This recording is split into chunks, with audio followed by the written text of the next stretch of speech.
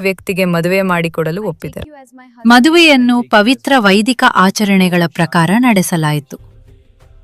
ಪವಿತ್ರ ಅಗ್ನಿಗೆ ಮತ್ತು ದೇವತೆಗಳಿಗೆ ಸಾಕ್ಷಿಯಾಗಿ ವಚನಗಳನ್ನು ವಿನಿಮಯ ಮಾಡಿಕೊಂಡಾಗ ಅಗ್ನಿಜ್ವಾಲೆಗಳು ಆಶೀರ್ವಾದವಾಗಿ ಏರಿದವು. ಹೊರಗಿನಿಂದ ನೋಡಲು ಅದು ಸ್ವರ್ಗದಿಂದ ಆಶೀರ್ವದಿಸಲ್ಪಟ್ಟ ಧಾರ್ಮಿಕ ಒಕ್ಕೂಟದಂತೆ ಕಾಣುತ್ತಿತ್ತು. ಆದರೆ ಒಳಗಿನಿಂದ ಅದು ಸಂಪೂರ್ಣವಾಗಿ ಸುಳ್ಳಿನ ಮೇಲೆ ನಿರ್ಮಿತವಾಗಿತ್ತು. ಅಗ್ನಿಯು ಒಂದು ಸುಳ್ಳಿಗೆ ಸಾಕ್ಷಿಯಾಯಿತು. ಮದುವೆಯ ಆಚರಣೆಗಳು ಮುಗಿದ ತಕ್ಷಣವೇ ಆ ವ್ಯಕ್ತಿಯ ನಿಜವಾದ ಸ್ವಭಾವ ಹೊರಬರಲಾರಂಭಿಸಿತು.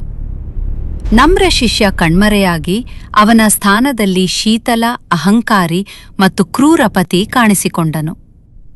ಭರವಸೆ ಮತ್ತು ನಂಬಿಕೆಯಿಂದ ಮದುವೆಯನ್ನು ಪ್ರವೇಶಿಸಿದ ಮಾರಮ್ಮ ತನ್ನನ್ನು ವಂಚಿಸಿದ ವ್ಯಕ್ತಿಯಿಂದ ಪ್ರೀತಿಯನ್ನಾಗಲಿ ಗೌರವವನ್ನಾಗಲಿ ಪಡೆಯಲಿಲ್ಲ.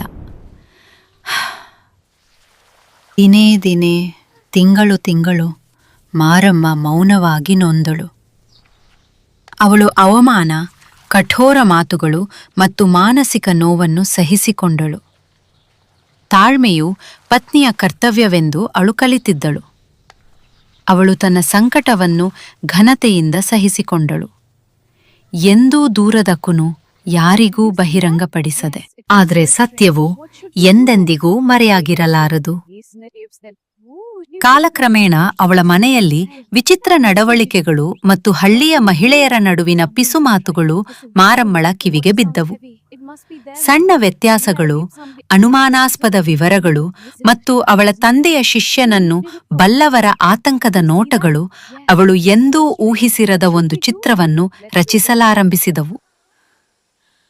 ಅಂತಿಮವಾಗಿ ಸಂಪೂರ್ಣ ಸತ್ಯವು ಬಹಿರಂಗವಾಯಿತು. ಮಾರಮ್ಮ ಆಘಾತಕಾರಿ ಸತ್ಯವನ್ನು ಕಂಡುಕೊಂಡಳು. ತಾನು ಮದುವೆಯಾದ ವ್ಯಕ್ತಿ, ತನ್ನ ಮನೆ ಮತ್ತು ಜೀವನವನ್ನು ಹಂಚಿಕೊಂಡವನು ಅವಳ ತಂದೆಯ ಸ್ವಂತ ಶಿಷ್ಯನೇ ಆಗಿದ್ದನು. ತನ್ನ ತಂದೆಯನ್ನು, ತನ್ನನ್ನು ಮತ್ತು ಇಡೀ ಹಳ್ಳಿಯನ್ನು ವಂಚಿಸಿದ ವಿದ್ಯಾರ್ಥಿ.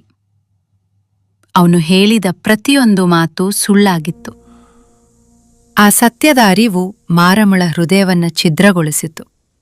ಅವಳು ನಂಬಿದ್ದ ಎಲ್ಲವೂ, ಅವಳ ಮದುವೆ, ಅವಳ ಘನತೆ, ಅವಳ ಒಳ್ಳೆಯದು ಕೆಟ್ಟದ್ದರ ಅರಿವು ಉಲ್ಲಂಘಿಸಲ್ಪಟ್ಟಿತ್ತು.